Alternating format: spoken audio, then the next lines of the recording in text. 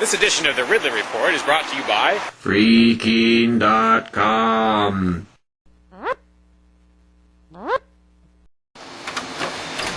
Decades overdue, it's finally starting. Some semblance of a property tax revolt in New Hampshire.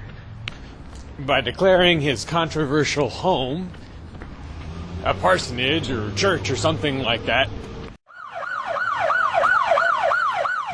keen radio host Ian Freeman has probably triggered the 3-year countdown to having the home taken.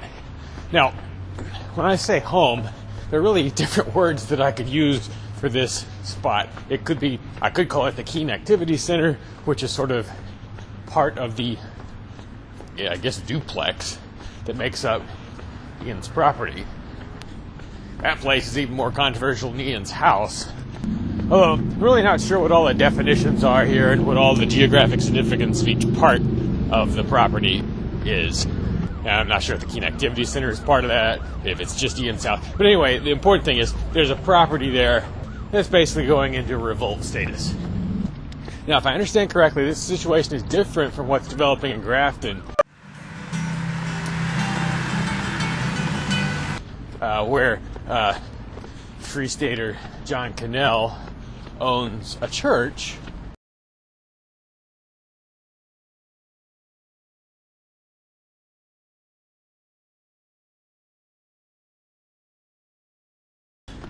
which is in fact a church building and is open to the public for worship services and so forth to a large extent. I'm assuming he, kind of went through the normal paces that you go through in terms of paperwork and so forth. I'm not really referring to that as an attempted revolt. Who is the guy in the hat? The man right there stole my phone. What Ian and company are doing, I got the impression from listening to Free Talk Live that they're not even going through the motions of trying to get government approval to be a church or be treated as a church. Anyway, so whichever of these properties or situations inspire you more, I think maybe we have some thinking to do about what kinds of things can or should be done to make sure the government does not have an easy time of it if it comes for them, for these properties. Here are some of my brainstorms. Things we've never been able to do before. So in some cases. Let's say we get to the point, perhaps in the year 2016, where the house is now at risk of confiscation. And personally, I would have preferred this was just an out-and-out civil disobedience act as opposed to going through the sort of freak showish element of calling it a church. People naming themselves all these titles that people are just going to laugh at. But the number one step that I think should be taken, and actually the step I take when I'm around the Keene Activity Center, is to try and become an asset to the neighborhood for a change. And by that I mean enough of an asset so that you're actually perceived as an asset by the neighbors.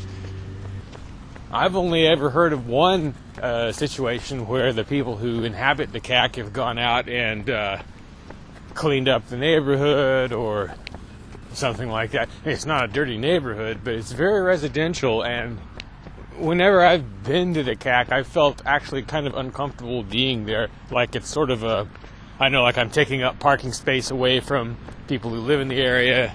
There's not really many places to park. Maybe that situation's changed somehow since I was there last. But ice removal is another useful thing that could be done around there, which I'm sure the neighbors would appreciate. Ideally, as Ian is always saying, you don't want to do this kind of thing in isolation. And that's why he didn't do it for all these years, because he thought he would be kind of alone.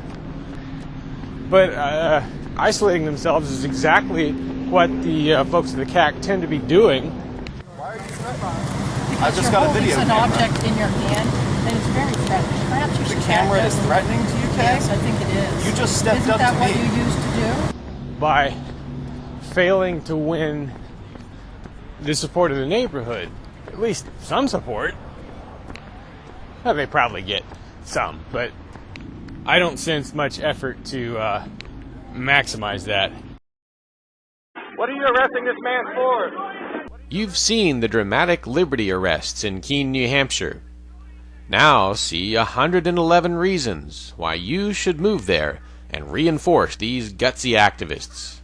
Keene's advantages are compelling, and the list of reasons to move has just been